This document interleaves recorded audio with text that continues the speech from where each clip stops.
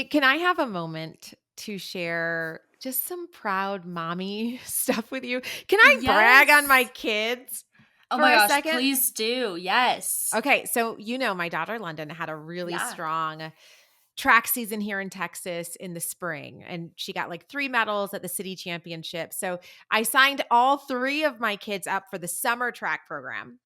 And Haley, all 3 of my kids qualified for regionals. Oh my All of gosh. them. All of them. So now that they get to go to regionals, that means that if they qualify at regionals, they get to participate in the state final. So I'm just like Wow. I am so proud of them. My son Hudson medaled in every event he ran. My son Sawyer medaled in the mile.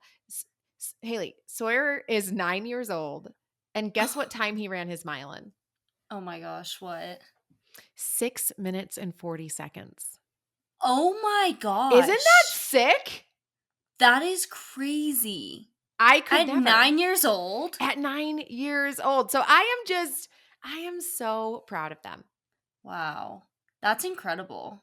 I think so too. Okay. So I'm glad that thank you for giving me I like spent my weekend. I spent my weekend like sending clips because I wasn't there, unfortunately, at this track meet. I'll be there at the one they do this weekend, but I was in North Carolina. So my husband's sending me all the videos of their races, and I'm like sending clips of my daughter. She like crushed the 200-meter dash, was so far ahead of everybody. I'm sending clips to like Scarlett, like people who probably don't want to watch my kids' races. I'm like, you're going to watch this race. You're going to watch my kids win. I should have sent it to you, Haley. You should have sent it to me. Okay, next time I will. I want to see it. Yeah. It was so cute. They were so cute. Okay, we're on our 4th episode of our month in theology, and we love it so much. We actually, am I right in saying we added an extra week? Yeah, we did. Yes, we added an extra week. So now we're going to extend it through the first week of July. So we will have our last episode on this theme of theology on July 7. And so that means we have 3 more weeks exploring theology together, sitting down with excellent guests, sharing incredible insights. Haley, what are we talking about today? What's the theme today? Yes. So today we are sitting down with Sister Monica. She is a nun, and we are kind of discussing her life and just what it looks like to give up everything to live completely devoted for Jesus. Yes. And so we got this. I don't remember who from her team reached out and was like, would you be interested in sitting down with Sister Monica, who is a nun? And I said to Haley, are you kidding me? Yes. I don't think I've talked to a nun ever. Yeah, me neither. Have you? Yeah, that's just No. like so different than my faith tradition. Right. So I am so excited to sit down and talk to her and just hear the beauty of her faith tradition. Okay, but before we do that, did we get any submissions today for the group chat? Wait, Haley, I have to tell you this. I was in North Carolina this weekend. You weren't with me at this event, but I had probably 15 people separately come up to me and say, oh, I'm listening right now to the podcast episode on anxiety, or I'm listening to you and Haley talk about depression, and your husband was on, and then a couple people came up to me separately and said, oh, I love that you guys do that group chat submission. I'm single, and so it's nice to hear other people's dating stories. I was so encouraged to hear people out in the wild that are listening to our show. That is so sweet. Yes. Because we're small. We're a small show. So the fact that so many people came up to me just really, it made me so happy. Don't forget, if you love this show, if you would also come up to me at an event and say, hey, I love listening to you and Haley talk about theology, please pause this episode and send it to a friend. We are trying to grow our reach as a program. And so we can't do that without you. So pause this episode. How many friends do people have? Okay, pick 2 friends. I'm hoping you have at least 2 friends. I was going to say 5. I'm like, do adults have 5 friends? I don't know. Pick 2 friends and send it to them and say, hey, you've got to join me in listening to this show every single week. All right, Haley, what did we get in the group chat submission? Okay, yeah. So we got a good submission, and it's perfect because we're kind of entering wedding season, and it's about the stress of that. Remember, if you want to send your submission to the group chat, send it to Haley at whatifimwrongpod@gmail.com. You can send her a voice memo or a written submission. These submissions are where we look at any real life relational dynamics you may need the help of the group chat to process. So let's enter the group chat. Here's the submission I got today. Hey group chat, I need to know if I'm the one in the wrong here. My childhood best friend is getting married this fall and asked me to be a bridesmaid. I was excited until she sent us all a spreadsheet with expectations, including required monthly Zoom meetings, mandatory fitness goals, and a dress that's nearly $400. I told her I couldn't afford everything and asked if there was flexibility. She said if I couldn't commit fully, it might be better if I just attended as a guest. Wow. I was hurt, but said, okay. Now she's barely speaking to me, and mutual friends are calling me selfish for bailing. But I genuinely couldn't take on the financial burden without going into debt. I still want to support her, but was I supposed to just say yes and figure it out later? Am I the bad friend here, or is she being unreasonable? Wow. So I've been in so many different weddings. I would say I'm really lucky that I know that this stuff happens, Yeah. right? Yeah. My friends are all Vimbo's probably the most meticulous of all my friends, but most of my friends are like super laid back, like we're not really planning things. But I Yeah. think it's a beautiful thing that you were excited to be a part of your friend's big day. And I think honestly, it's very mature of you that you set a clear and respectful boundary when it came to Yeah. finances and time. I don't think that's being selfish. Okay. I just think being self aware. And it's okay to say, I love you, but I can't do this right now. That's just friendship, right? Like that's Yeah. just having two people from two different walks of life trying to make a relationship work. That said, it sounds like your friend may be caught up and I think this can happen to a lot of brides, right? It's just this wedding tunnel vision where it Yes. feels like everybody has to stop anything else that you're doing and only focus on me in this wedding. And sometimes I think brides don't realize how much they are asking until someone tells them no. So Yeah. her response, distancing herself, might come from hurt, but it also just might be, like a moment for her to really stop and reassess. I don't think you're being a villain. You made a mature choice, and hopefully in time, she'll see that too. And I would say until then, just keep showing her, hey, I love you. Keep doing things, checking in. How's the wedding planning going? Like check in and let her know that you do care. Haley, I have to ask because you're in this stage of life, you're in the wedding seasons. Yeah. What would you have done?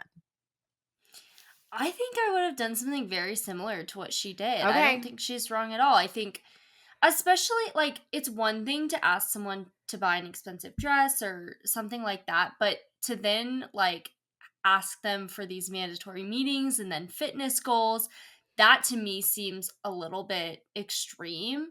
I think if it was me, I would just say, like, you can be very kind and sweet about it. Hey, I love you and I am honored that you want me a part of this wedding, but I just can't afford this, or I just don't have the time to commit to what you're asking of me. Yeah. So I think I honestly would have just done the same thing. I think especially like women's bodies is such a sensitive topic. The most recent wedding I was in was Vimbo's, and I was trying to lose weight. Not that, of course, she would have never said that, but I was just, you know what I mean? You're going to be in this nice gown. Yes. I remember trying to lose weight. I can't imagine, as I was already feeling self-conscious about myself, if Vimbo had said, so what are your weight loss goals? Yeah. I agree. I know that we try to be really neutral, but I'm going to say that's kind of villainous. Yeah. I think that's rude. Yeah. I think if anybody should be offended, it should be you. So we will leave it at that. Can't wait to see what you guys submit for us to discuss in the group chat next week. Thanks for entering the group chat with us. Before we get to submissions, let's define the term. Remember, for this segment, I am going to tell you a word and its actual dictionary definition. And I want you to ask yourself how knowing the actual definition may change how you see your relationship with that word. Today's term is covenant. Today's word is covenant. The dictionary defines covenant as a formal, solemn, and binding agreement or promise between two or more parties. In theology, a covenant often refers to the sacred promises between God and humanity, like the ones with Noah, Abraham, and through Jesus Christ. Pause and consider this, okay? How does knowing a covenant is a binding promise change the way you think about the problems we see in our world today? I want you to remember this. God has made a covenant with humanity. God has made a binding agreement and formal promise to this human project. Let me tell you something I have to tell myself anytime I am tempted to lose hope or get stuck in my own fear or inadequacy or feel like, oh my goodness, these situations are so much bigger than me. Listen, God is committed to humanity. God will keep his covenant. God will not abandon the work of his hands. So there is an invitation for us. This is the point. This is all that we're doing here. We are doing this covenantal work. We're invited into this covenantal work with God.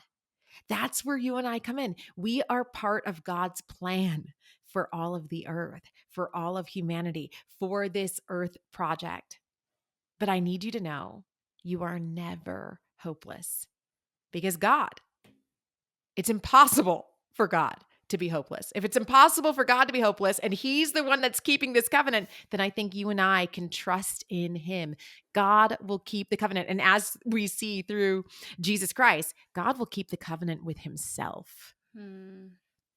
Yeah. I think it's so comforting.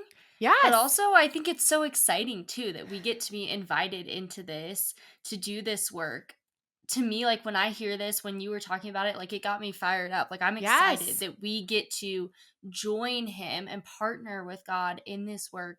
I just think it's so exciting and fun. Yes. And yeah. It should be. And just so everybody knows, my ministry, Cross Communication, this is all of our focus. We want Wow. people to engage in the work, right? Of like Yeah. what does it mean to bring God, the kingdom of heaven to earth? That's what we're supposed to be doing. We are supposed to be having experiences where we are able to tell people, let me tell you what I've seen. Let me tell you what I've heard. And it brings people peace. So I absolutely love the fact that God will keep the covenant with himself. Okay, Haley, should we bring on Sister Monica? Yeah, let's do it.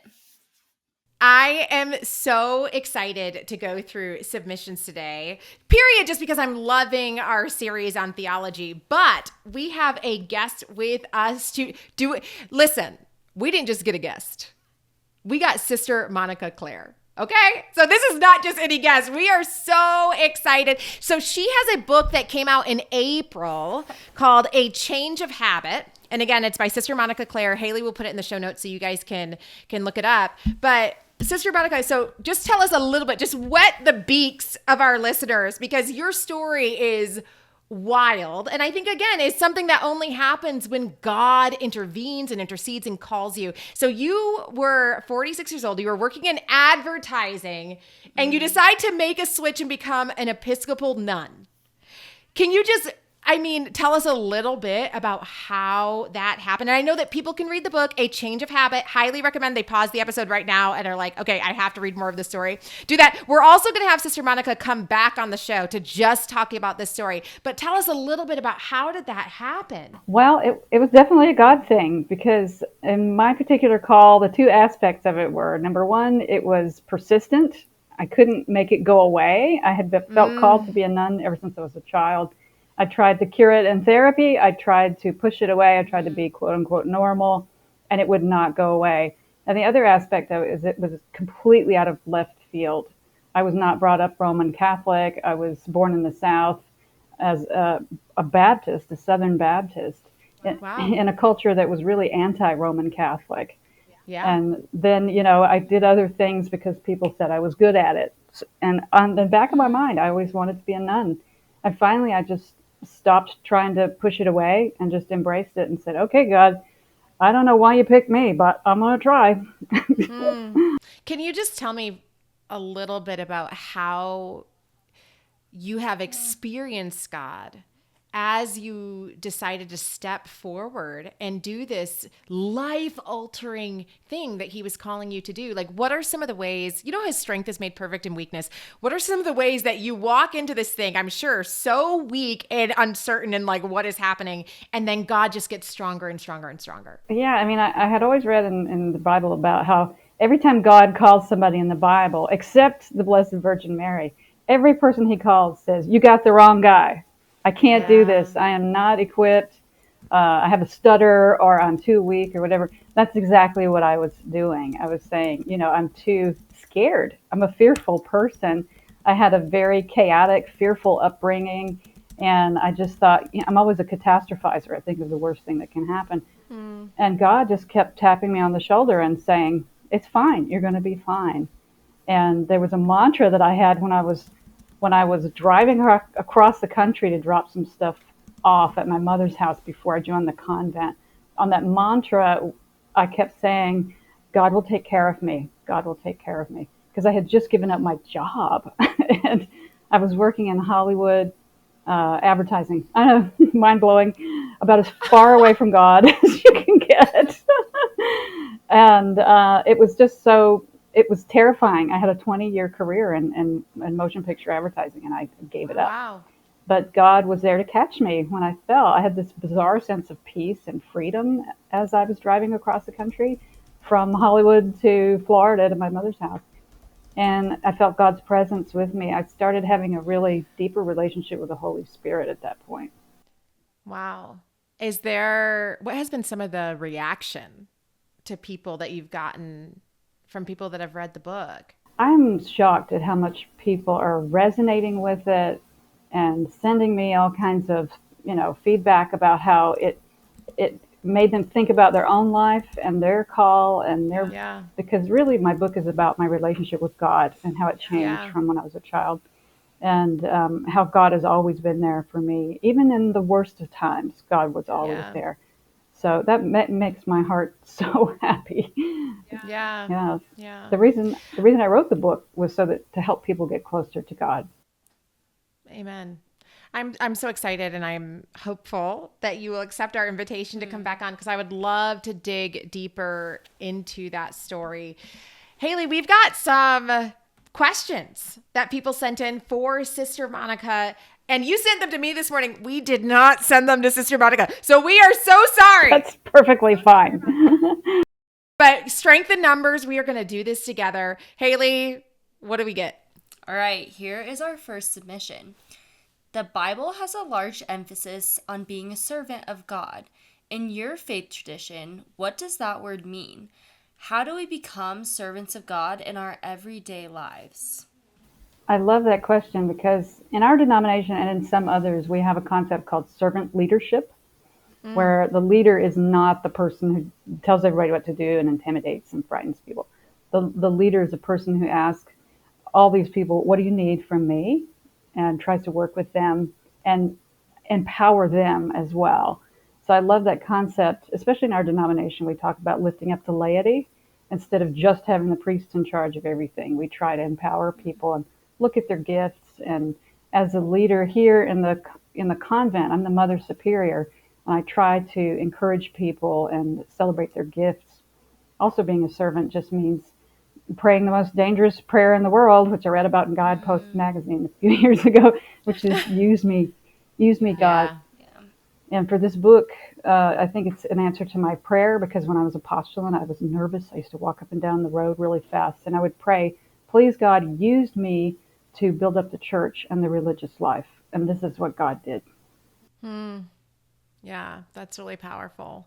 What do you think are some misconceptions people have when they say that dangerous prayer, use me. What do you think are some of the misconceptions that people have when they say that versus what that often can actually look like? When I was praying it, I was envisioning myself doing everything except what God actually was calling me to do.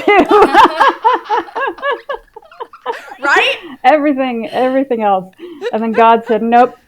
And I would, like, I didn't want to work with unhoused people because I was triggered by that. My father was that kind of a person, and it was very triggering. I said, God, two things I never want to do. I don't want to be Mother Superior, and I don't want to work with unhoused people. Those have been the greatest joys of my life. Wow. God forced me to do it. And when I had to leave the ministry in New York City and come back to the convent as a young sister, I was heartbroken to leave those unhoused people that I had come to love. So God knows better than we do. Yeah. Haley, do we have another one? We do. What does prayer really do if God already knows everything? Why bother? I think that, yes, God gives us free will. And when I meet God in heaven someday, I'm going to say that whole free will thing was a terrible idea. Because look at us. We're incapable of exercising it correctly.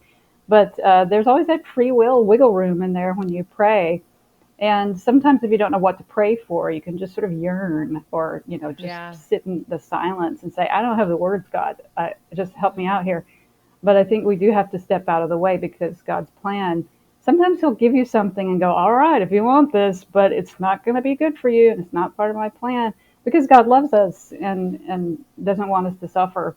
So I think there is wiggle room in there. There's a way that we can, in certain parts of the Bible, somebody will ask God, all right, I know you're already going to do this, but could you please consider doing this? Right. So God has a dialogue with us. It's not just one-sided. How has your prayer life changed? Or I guess I should ask, what does your prayer life look like? And the reason I'm asking is because I've spent, I don't know, probably up until the last year, if I'm being totally honest, kind of asking God for things and calling it prayer. And I'm not saying I'm not saying that that's always bad, right? Because I do think we're supposed to come open and honestly.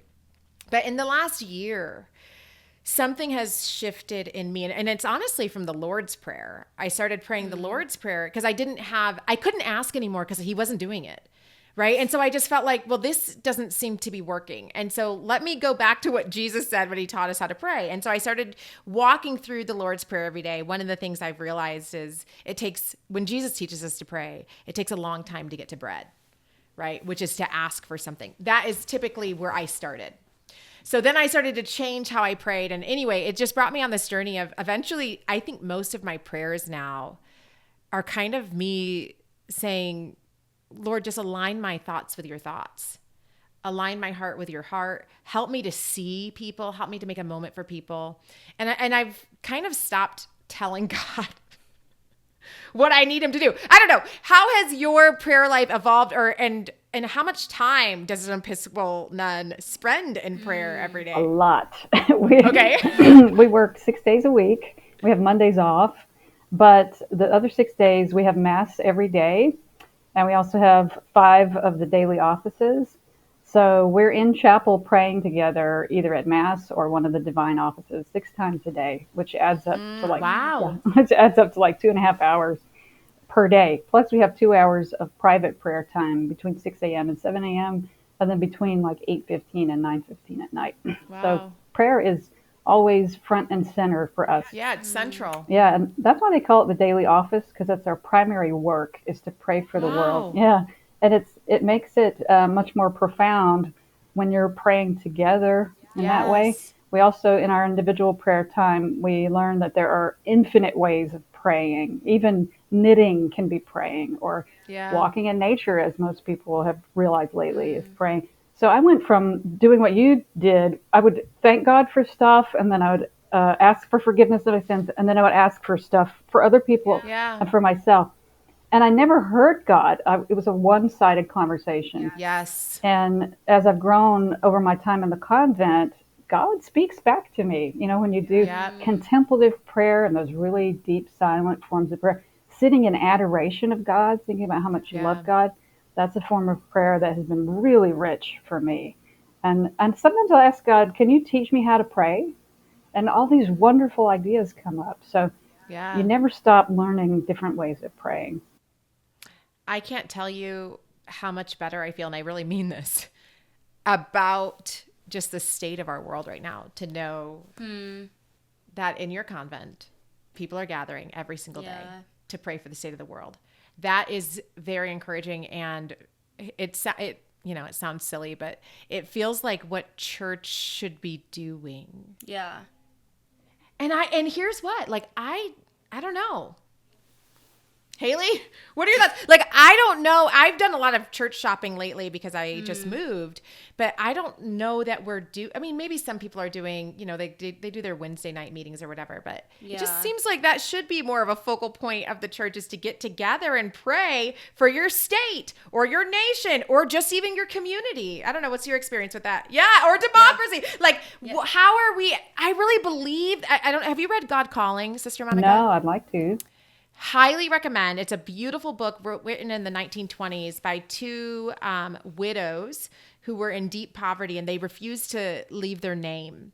But essentially they were asking God to give them messages every single day. And so they wrote this it's actually where all the Jesus Calling books came from. It's from this book in the 1920s called God Calling. And in that book, and so they keep sharing like what God is revealing to their hearts every single day in prayer. And so there's a devotion for every single day. Some days are only like 2 sentences. Other days might be 2 paragraphs. But one thing that they say quite often that really has struck me as I read it this past year was, you have no idea how one little woman, because these are 2 women, one little woman praying in her living room can change what's happening in democracy in your country. And so that really convicted me. So hearing you say that is beautiful. We try to remember that in all convents, monasteries, friaries, people are praying. We try to surround the world in prayer 24 hours a day. And it is true that in parishes and in congregations, they don't emphasize prayer a lot. Yeah. And we try to go into churches and teach people how to pray. We give retreats and invite them to have a prayer life, because people don't think of prayer as a feasible thing. They think we got to have ministry, we got to have programs, but they sort of put prayer at the bottom of the list. And in religious communities, we put it at the top of the list so that we can draw from that well and do ministry and do all these active things in a better way. Yeah. When I think about what has most changed my life, it is spending time with God in prayer, sitting before the Lord every morning. I don't know. Haley, did you have anything to add on that? Yeah, I mean, I was just going to say, when you were asking about my experience, my community does like a pre-gathering prayer every Sunday, which I'm sure a lot of churches do that as well. But I don't know, I've just gotten to see how sweet and rich it is, because when you gather with other believers and pray for, whether it's your community or the world or, whatever, it's so sweet to see how the Lord moves. And then you get to, like, I don't know how other people do it, but in our community, we'll like take time for silence and like ask others, okay, what did you get from the Lord? Is anything popping up? Is he highlighting anyone?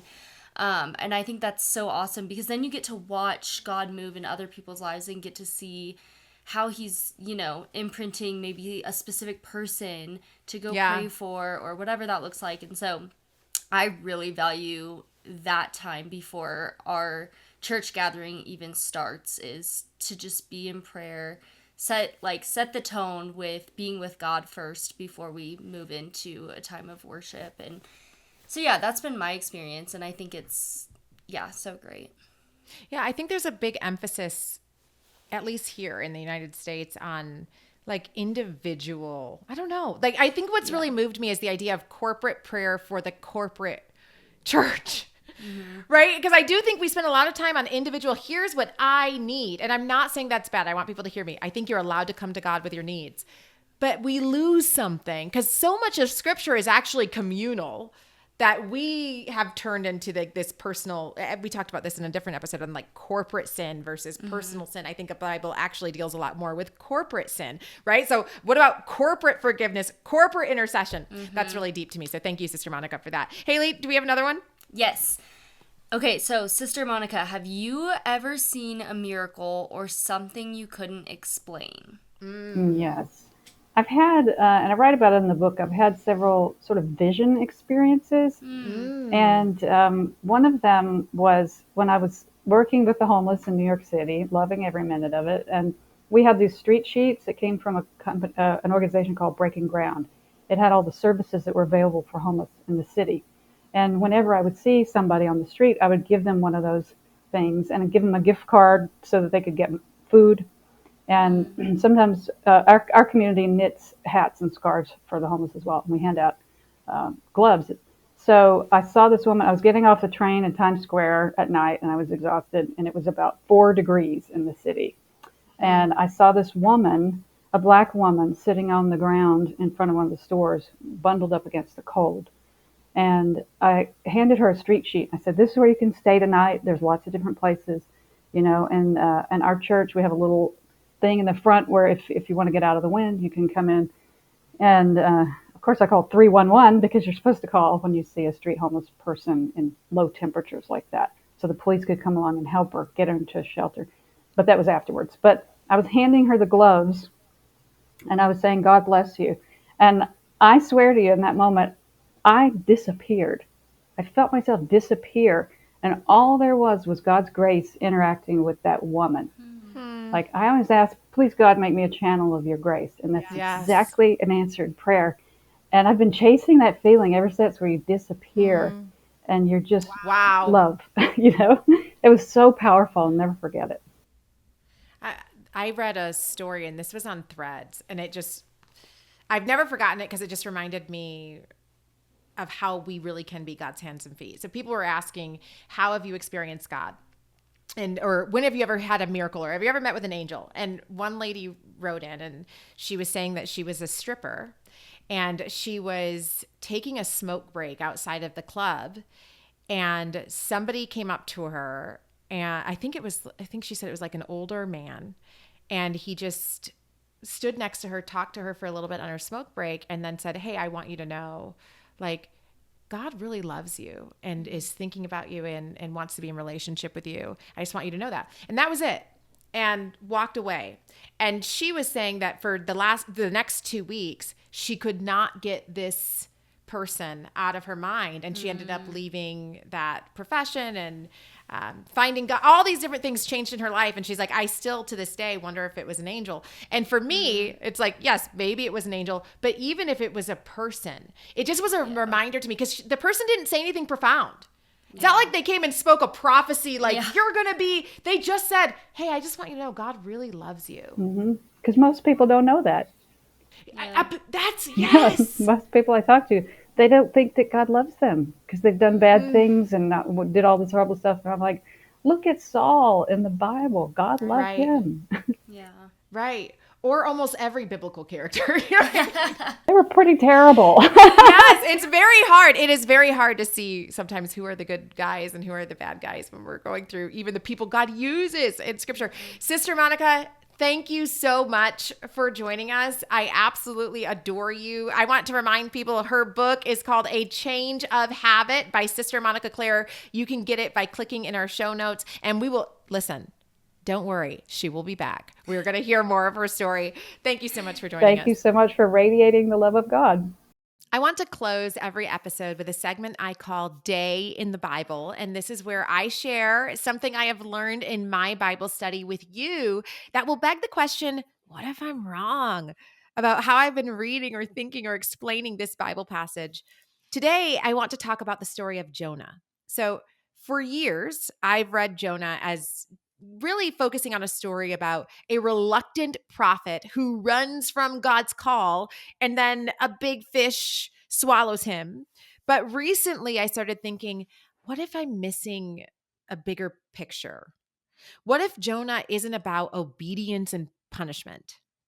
What if it's really about God's mercy, extending beyond Israel to the whole world, even to people we might not expect God cares about?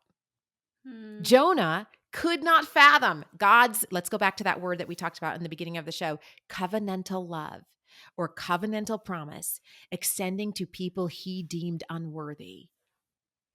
The Ninevites were evil, and there's so much history on this. I highly recommend that you Google it. Just doing atrocious things to the human body, scalping people, really, really evil things were happening in Nineveh. And God sends Jonah to be part of his covenantal work in redeeming these people. Man, as I see some of the division and stuff that's happening in our world today, I just want you to pause today and think about who you hate. Let's be honest. I want you to think about who you hate, who you can't stand, who you are so sure is so evil, so far outside of anything God could ever reach or redeem. And I want you to just submit yourself before the Lord and say, is it possible that God could still be in the process of redeeming even them? And is it possible that he may even use you, like Jonah, to play a role in that covenantal work? In Matthew 12:38-39, it reads, "Then some of the Pharisees and teachers of the law said to him, 'Teacher, we want to see a sign from you.' He answered, 'A wicked and adulterous generation asks for a sign, but none will be given except the sign of the prophet Jonah.'" The sign of the prophet Jonah that Jesus is referring to is God's covenantal grace through the personhood of Jesus Christ, extending to a church and a people who will not deserve it. Jesus tells them in verse 41, the men of Nineveh, remember, we're talking about wicked, wicked people who were doing atrocious things. He says the men of Nineveh will stand up at the judgment with this generation and condemn it, for they repented at the preaching of Jonah. And now something greater than Jonah is here. Today, I want us to think about who we have written off as being beyond God's covenantal redemption. And I want us to ask ourselves this question: what if I'm wrong? That's it for today's episode. Join us next week as we continue in our theme of theology. Next week, we're talking about why God allows evil in the world.